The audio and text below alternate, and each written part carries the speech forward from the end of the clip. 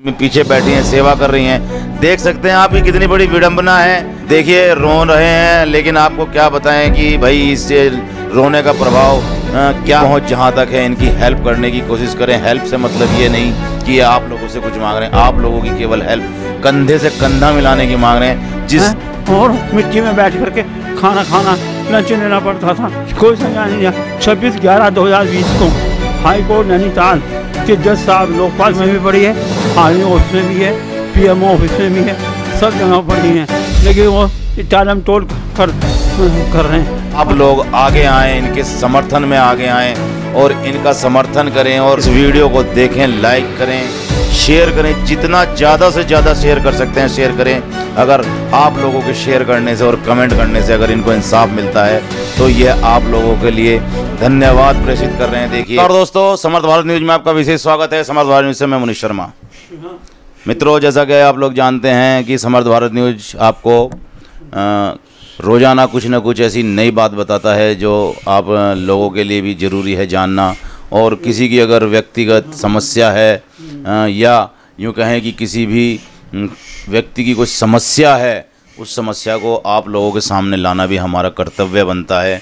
क्योंकि एक ये जो न्यूज़ चैनल होते हैं, ये एक माध्यम होते हैं किसी व्यक्ति की विडंबना को जनता तक और समाज तक पहुंचाने का। और आज इसी क्रम में हमारे साथ राजकुमार अग्रवाल जी हैं, जो बहुत इस समय बुजुर्ग हैं और लगभग 76 साल इनकी उम्र है। और आप लोग देख सकते हैं कि इस समय किस स्थिति में हैं, बीमार हैं और सांस की बीमारी है और बहुत सी बीमारियां इस समय इनको हैं। लेकिन आपको एक बात बताना चाहूँगा कि इन्होंने देश की सेवा में अपना जीवन बिताया है, लेकिन इनको वो चीज़, वो सब कह सकते हैं सुविधाएं नहीं उपलब्ध हुई जिनके ये हकदार थे। आज इसी चीज़ को लेकर हम सामने आए हैं, इनसे बात करेंगे। स्थिति में इतने नहीं हैं बोलने की, लेकिन फिर भी जो बता पाएंगे अपने से वो हम इनसे पूछेंगे और बाकी जो ये बताना चाह रहे हैं हम बताएंगे।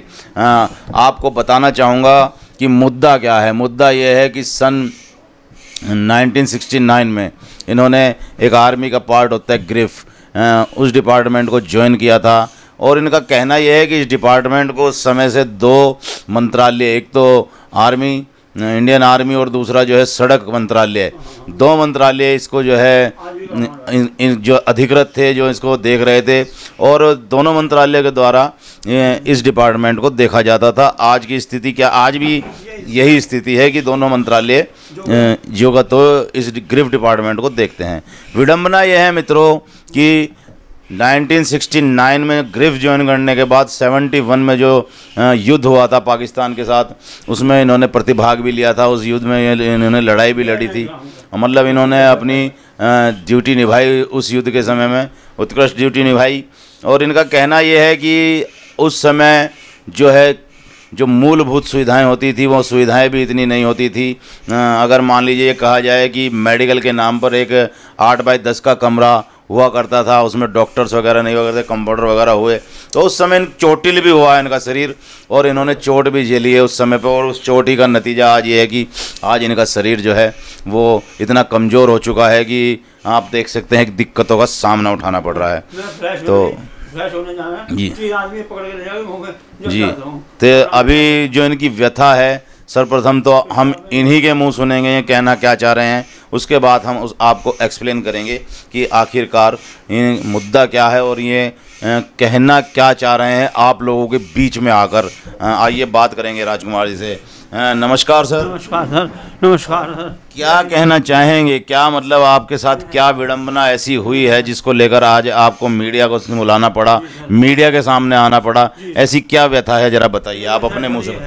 कि पिछले 50 साल से मैं इन लोगों को अप्रोच कर रहा हूँ, आर्मी को, प्रधानमंत्री को और कार्यालय को और अपने संबंधित बीआरओ को, हैं कोई मेरी फाइल इधर से उधर भेज देते हैं, इधर से उधर भेज देते हैं। हरिद्वार सोल्जर बोर्ड में मेरी फाइल पड़ी है, देहरादून में पड़ी है, आरकेपुरम सोल्जर बोर्ड में भी पड़ी है, आर्मी ऑफिस में भी है, पीएमओ ऑफिस में भी है, सब जगह पड़ी हैं, लेकिन वो टालम टोल कर रहे हैं, जो है इंसाफ नहीं दे रहे हैं। मांग क्या है आपकी? मांग मूलभूत मांग क्या है? मेरी मांग ये है सर, एक तो मेरे को मेडिकल इलाज तुरंत मिले, अच्छे से अच्छा, अच्छा जी, और मेरा जो एरियर बैठता है, मेरा जो पैसा बैठता है, मेरा जो क्लेम बैठता है वो एक मुश्त दिया जाए, और मेरी जो आर्थिक पेंशन दी जाए मेरे को, और एक मकान दिया जाए गवर्नमेंट की तरफ से। ये मेरी है, जिससे कि मैं बाकी जीवन व्यतीत कुछ कर सकूं। लेकिन समय पहले मेरे को एकदम मेडिकल ट्रीटमेंट की बहुत ज़्यादा सख्त ज़रूरत है।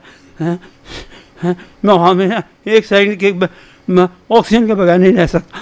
आपसे पूछना चाहूँगा, आप मुझे अभी बता रहे थे कि आपका ये जो केस चल रहा था तो हाई कोर्ट ने आपके पक्ष में भी दिया है, तो उसके बावजूद डिपार्टमेंट ने कुछ संज्ञान लिया? नहीं सर, कोई संज्ञान नहीं लिया। 26/11/2020 को हाई कोर्ट नैनीताल के जज साहब लोकपाल सिंह जी ने मेरे फेवर में ऑर्डर कर रखा है, कॉपी इनके पास भी जा चुकी है जी सर। हाँ जी, मिनिस्ट्री ऑफ डिफेंस के पास border road GCBI border roads पे, अच्छा जी, और रिकॉर्ड ऑफिस ग्रेफ पूना पे, इन पे तीनों में जा चुकी। और इनको कहा कि तुरंत वो दो, इनका पेंशन दो, सर इसमें लिखा हुआ है पेंशन दो इनको और इलाज दो। देखिए मित्रों, इनका कहना यह है कि जो ये केस लड़ रहे हैं, ये केस एक बार हाई कोर्ट द्वारा इनके फेवर में दे चुका है, हाई कोर्ट इनके फेवर में दे चुका है, और डिपार्टमेंट से इनका जो गृह डिपार्टमेंट है, इससे संबंधित जितने भी अधिकारी हैं उन लोगों को, आर्मी जो हो चाहे सड़क परिवहन वाले हों, जो सड़क निगम जो सड़क मंत्रालय है वो, और आर्मी के जो डिपार्टमेंट है उनके अधिकारी, उन लोगों को एक बार अवगत भी कराया जा चुका है।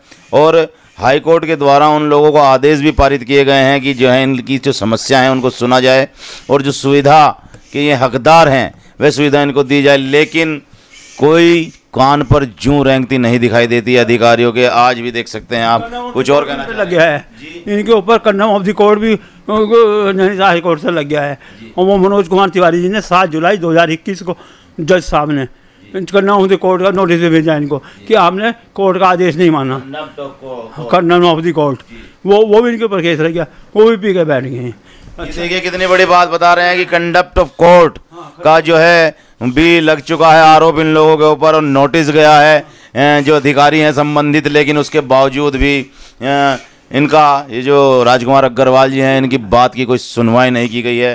कोर्ट की कोई अवमानना कह सकते हैं, कोर्ट की अवमानना हुई है, लेकिन उसके बावजूद भी निडर होकर बैठे हुए हैं कुछ कार्य करने का, जो है इनका, जो इनके पक्ष में जो कोर्ट के ऑर्डर हैं उसके उस विषय को लेकर कुछ करना नहीं चाह रहे हैं। आप स्थिति देख सकते हैं, कितनी दयनीय स्थिति है इनकी। जो हमारे जी उत्तराखंड के हैं, वो क्या नाम उनका, जो गवर्नर साहब उन्होंने मुख्यमंत्री का आदेश करा है ये कि इनको फाइनेंशियल पोजीशन दो, पैसा दो, इलाज कराओ।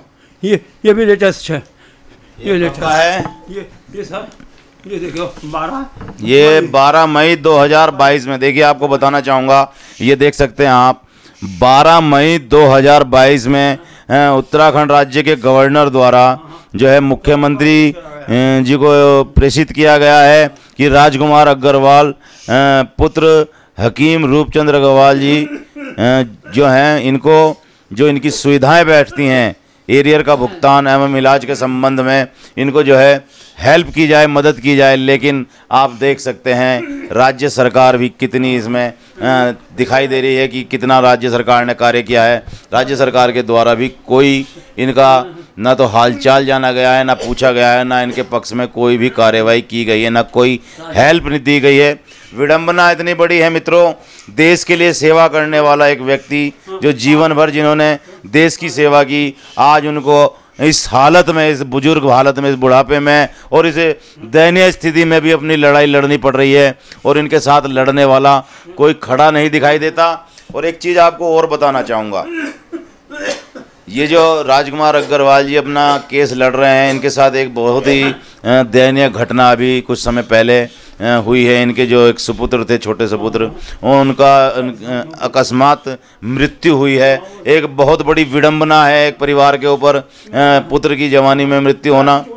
और देखिए रो रहे हैं, लेकिन आपको क्या बताएं कि भाई इससे रोने का प्रभाव क्या पड़ता है इन सरकारी अधिकारियों पर या सरकार पर।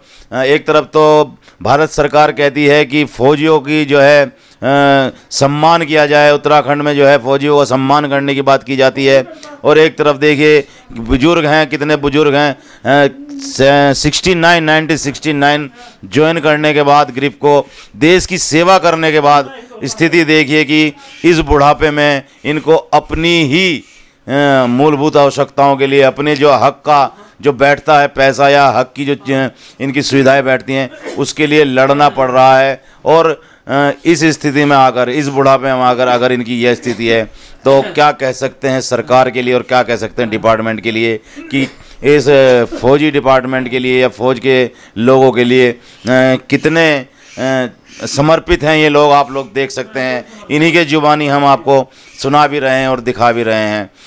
मित्रों, मैं आपसे कहना चाहूँगा, ये जो आप देख रहे हैं इस समय राजकुमार गुप्ता जी को, इनकी दयनीय स्थिति को देख रहे हैं, तो आप लोग आगे आएँ, इनके समर्थन में आगे आएँ और इनका समर्थन करें। और जहाँ तक हो सके जो प्रबुद्ध लोग, जो सक्षम लोग अगर देख रहे हैं तो जिनकी पहुंच जहां तक है इनकी हेल्प करने की कोशिश करें। हेल्प से मतलब ये नहीं कि आप लोगों से कुछ मांग रहे हैं, आप लोगों की केवल हेल्प कंधे से कंधा मिलाने की मांग रहे हैं, जिससे डिपार्टमेंट द्वारा या सरकार द्वारा इनका जो हक बनता है वह हक इनको मिल सके।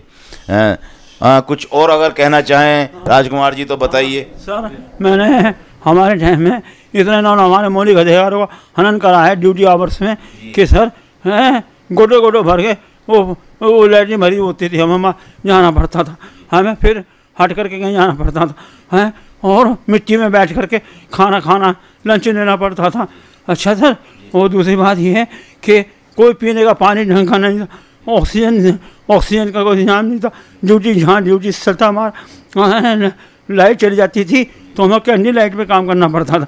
देखिए, अपने समय में जिस समय इन्होंने जॉब की है, ड्यूटी समय में भी इन्होंने बहुत कठिनाइयों का सामना झेलना पड़ा है। उस समय पर सुविधाएं इतनी नहीं हुआ करती थी, अपने मुंह से बता रहे हैं, लेकिन इतनी कठिनाइयों के बाद भी ईमानदारी के साथ इन्होंने अपनी नौकरी की है, देश के प्रति समर्पित रहे हैं। लेकिन आज स्थिति वह है कि ऑक्सीजन के बिना रह नहीं पाते हैं। परिवार, छोटा सा परिवार है, मिसिज अभी हैं और देखिए अभी पीछे बैठी हैं, सेवा कर रही हैं।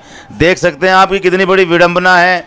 अगर यही स्थिति रही, अगर यही सब कुछ रहा और ये सब कुछ सामने आता है लोगों के, तो क्या सोचेंगे कि भाई डिपार्टमेंट में, इस डिपार्टमेंट में या ऐसे डिपार्टमेंट में नौकरी करके क्या फ़ायदा। तो आप लोगों से केवल इतना ही अपील करेंगे हम लोग, समर्थ भारत की टीम, कि ऐसे लोगों के समर्थन में ज़रूर आएँ। इस वीडियो को देखें, लाइक करें, शेयर करें, जितना ज़्यादा से ज़्यादा शेयर कर सकते हैं शेयर करें। अगर आप लोगों के शेयर करने से और कमेंट करने से अगर इनको इंसाफ मिलता है तो यह आप लोगों के लिए धन्यवाद प्रेषित कर रहे हैं। देखिए, और हो सकता है कि आप लोगों की एक छोटी सी कोशिश इनके जीवन का बहुत बड़ा हिस्सा बन जाए। हमारे चैनल को लाइक कीजिए, सब्सक्राइब कीजिए और कमेंट बॉक्स में जाइए, कमेंट बॉक्स में जाकर कमेंट भी कीजिए इन लोगों के लिए।